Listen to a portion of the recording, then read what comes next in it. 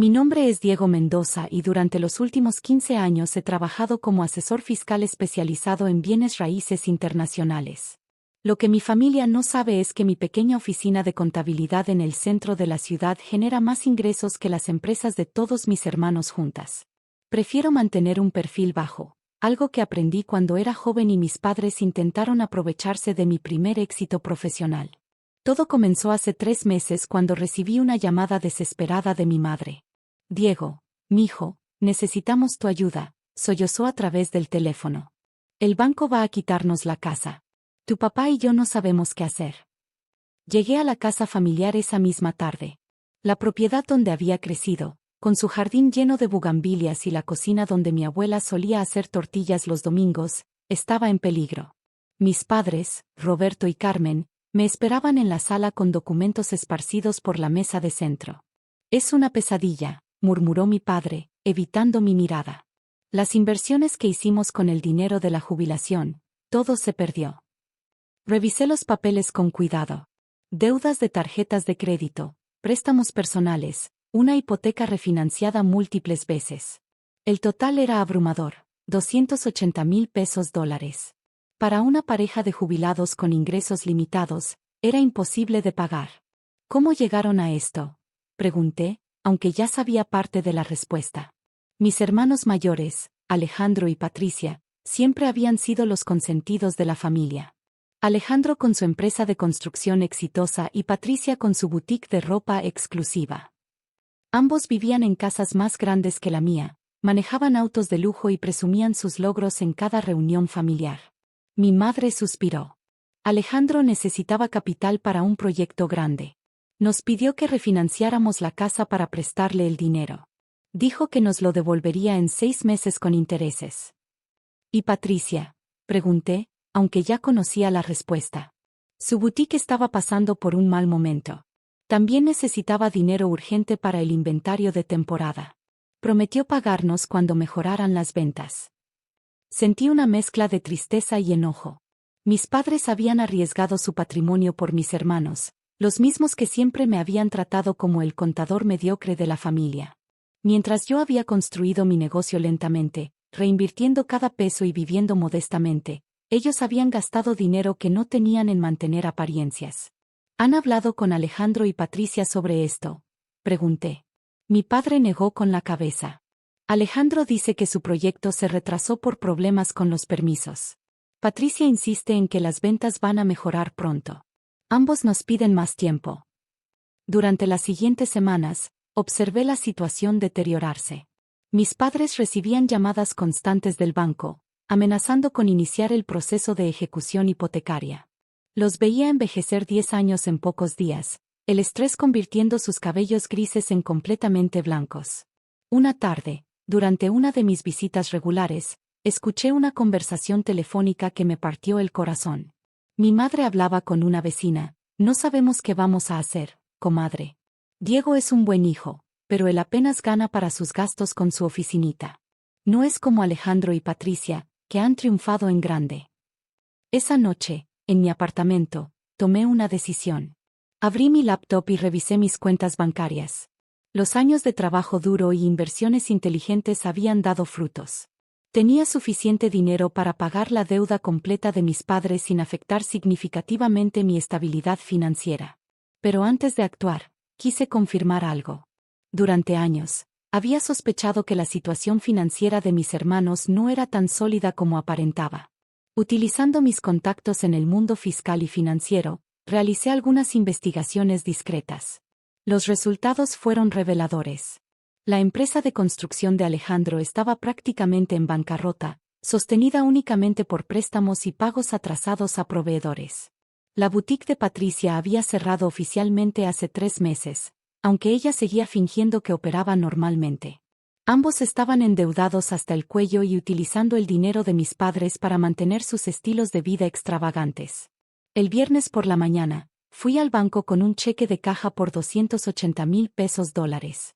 El gerente, que conocía bien la situación de mis padres, me miró sorprendido. Señor Mendoza, ¿está seguro de esto? Es una cantidad muy considerable. Completamente seguro, respondí firmemente. Quiero que la deuda quede completamente liquidada hoy mismo.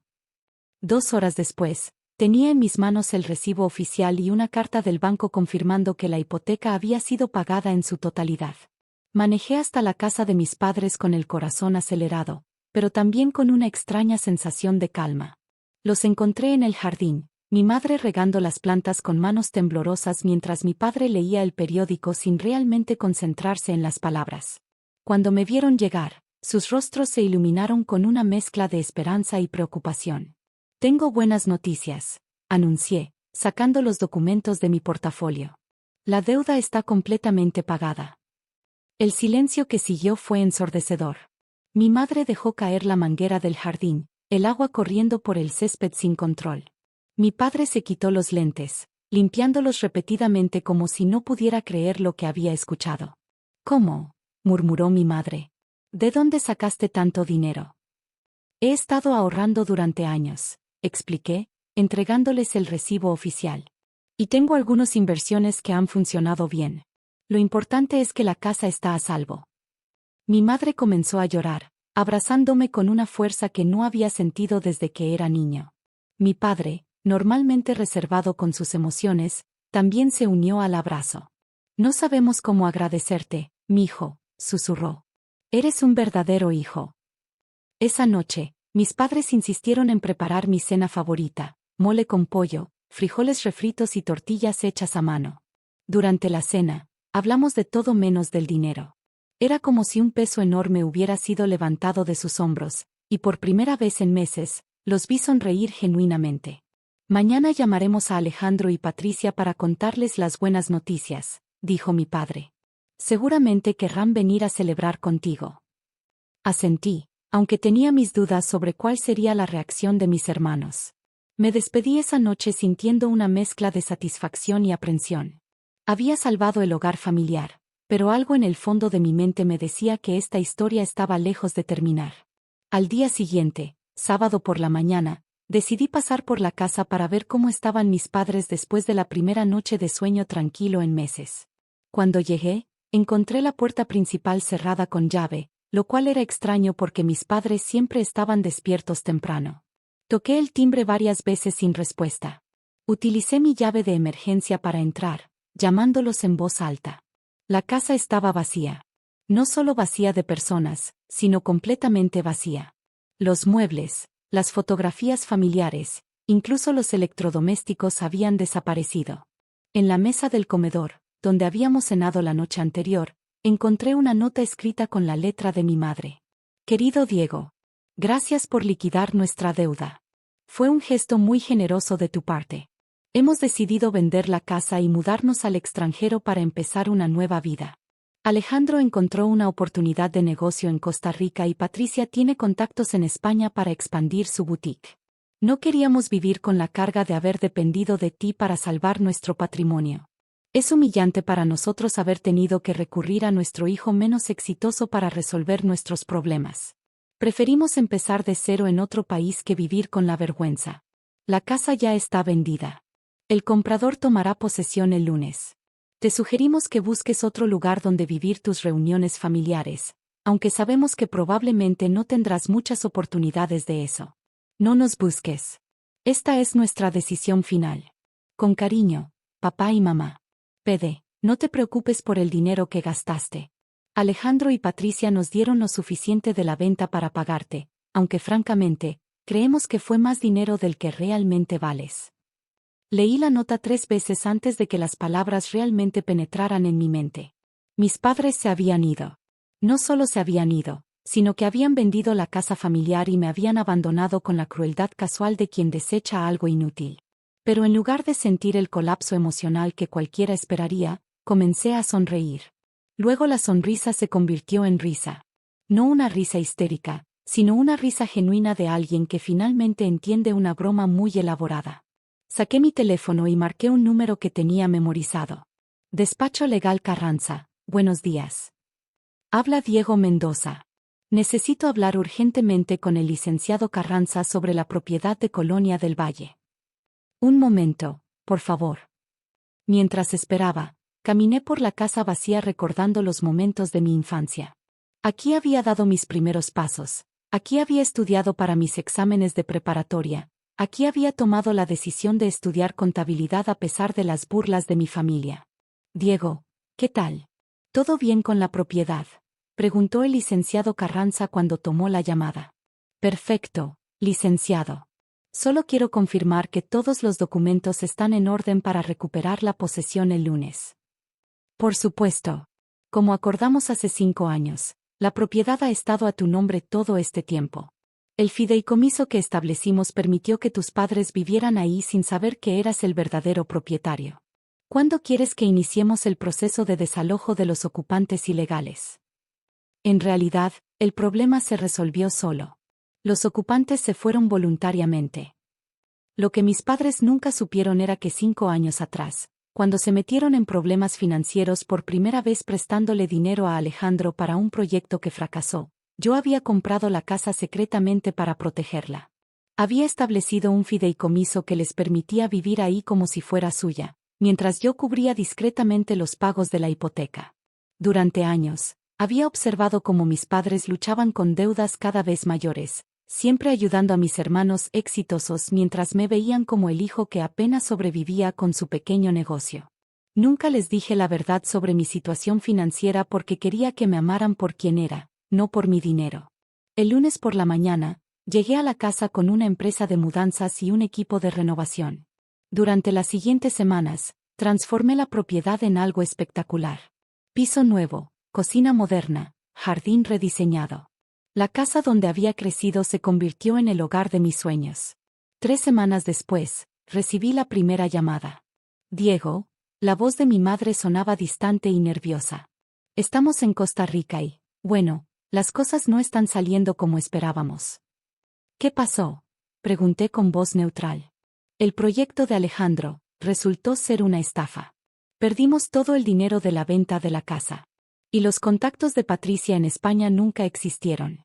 Estamos varados aquí sin dinero para regresar. Hice una pausa, dejando que el silencio se extendiera. También, continuó mi madre con voz quebrada, descubrimos algo extraño. Fuimos a ver al notario antes de venir acá, y nos dijo que no podíamos vender la casa porque no estaba a nuestro nombre. Dijo que pertenecía a alguien llamado de Mendoza desde hace 5 años. ¿Sabes algo de eso? Sonreí, mirando por la ventana de mi oficina renovada en la casa familiar. Sí, mamá. Sé exactamente de qué está hablando. ¿Quién es ese de Mendoza? ¿Crees que podríamos contactarlo para explicarle que vendimos su casa por error? No va a ser necesario contactarlo, respondí calmadamente. Él ya sabe exactamente lo que pasó. El silencio al otro lado de la línea fue tan profundo que pensé que se había cortado la llamada. Diego, murmuró finalmente mi padre, quien aparentemente había estado escuchando. ¿Tú eres de Mendoza? Diego Mendoza, sí. He sido el propietario legal de esa casa durante 5 años. La compré cuando ustedes estuvieron a punto de perderla la primera vez por prestarle dinero a Alejandro. Lo que siguió fueron 20 minutos de gritos, lágrimas, súplicas y acusaciones. Mis padres no podían entender cómo su hijo fracasado había tenido el dinero para comprar una casa que valía más de $500,000. ¿Por qué nunca nos dijiste?, gritó mi madre. Porque quería que me amaran por quien soy, no por mi dinero. Quería una familia que me valorara como persona, no como una cuenta bancaria. Pero nos dejaste vivir en una casa que no era nuestra. Les permití vivir en mi casa sin cobrarles renta durante 5 años. Pagué la hipoteca, los impuestos, el mantenimiento. Todo. Y lo único que pedía a cambio era respeto y amor. Mi padre finalmente habló. El dinero que nos diste para pagar la deuda. Dinero que ustedes ya no tienen porque se lo dieron a Alejandro y Patricia para huir del país con ustedes. Dinero que gastaron felizmente después de llamarme perdedor. La conversación terminó con promesas de que encontrarían la manera de regresar y arreglar las cosas. No volví a saber de ellos durante meses. Alejandro fue el siguiente en llamar, 6 meses después. Su voz sonaba desesperada. Diego, necesito que me ayudes. El proyecto de Costa Rica fue un fraude. Estoy enfrentando cargos criminales aquí y necesito dinero para un abogado. ¿Dónde están papá y mamá?, pregunté. Se fueron a España con Patricia cuando las cosas se pusieron feas aquí. Pero el negocio de Patricia también fracasó. Creo que están viviendo en un albergue en Madrid. ¿Y me llamas por qué? Porque eres el único de la familia que tiene dinero real. Todo este tiempo pensamos que eras un fracasado, pero resulta que eres el único que realmente triunfó. ¿Y ahora qué quieres de mí? Ayúdame a salir de este país y te prometo que te pagaré todo lo que me prestes. Con intereses. Colgué sin responder. Un año después, Patricia me contactó a través de Facebook. Las fotos en su perfil mostraban una realidad muy diferente a la vida de lujo que había presumido durante años. Trabajaba como mesera en un restaurante de Madrid. Vivía en un departamento compartido con otras 3 personas. Su mensaje era largo y lleno de disculpas, explicando cómo había entendido finalmente que yo había sido el único hijo que realmente se había preocupado por la familia. Terminaba pidiendo dinero para un boleto de avión de regreso a México. No respondí. 2 años después del día en que encontré la nota cruel de mis padres, estoy sentado en mi oficina, la misma habitación donde solía hacer mi tarea de matemáticas cuando era niño, dirigiendo una empresa de consultoría fiscal que tiene clientes en 15 países. La casa familiar es ahora mi hogar y mi oficina principal. He convertido el cuarto de mis padres en una suite ejecutiva para clientes importantes. El cuarto de Alejandro es mi sala de conferencias. El cuarto de Patricia es mi archivo de documentos legales. Hace un mes, mis padres finalmente regresaron a México. Los vi en el parque cerca de donde solía estar su casa, alimentando palomas con pedazos de tortilla. Se veían envejecidos, cansados, derrotados. Mi madre llevaba ropa que claramente había comprado en una tienda de segunda mano. Mi padre usaba zapatos con hoyos mal disimulados. No se acercaron a mí, aunque estoy seguro de que me vieron. Quizás entendían finalmente que habían quemado todos los puentes. O quizás simplemente tenían demasiada vergüenza para enfrentar las consecuencias de sus decisiones. Esa noche, mientras cenaba en la cocina renovada donde mi abuela solía hacer tortillas, reflexioné sobre todo lo que había pasado. Había perdido a mi familia, pero había ganado algo más valioso, la certeza de quién era realmente y qué valía. A veces, las pérdidas más dolorosas son también las más liberadoras. Mis padres me enseñaron una lección que ninguna universidad podría haber proporcionado, que el amor verdadero no se puede comprar, pero la falta de amor verdadero siempre se revela cuando el dinero está involucrado. Ahora vivo en la casa de mis recuerdos infantiles, pero sin la carga de una familia que nunca me valoró realmente. Y por primera vez en mi vida adulta, me siento completamente en paz.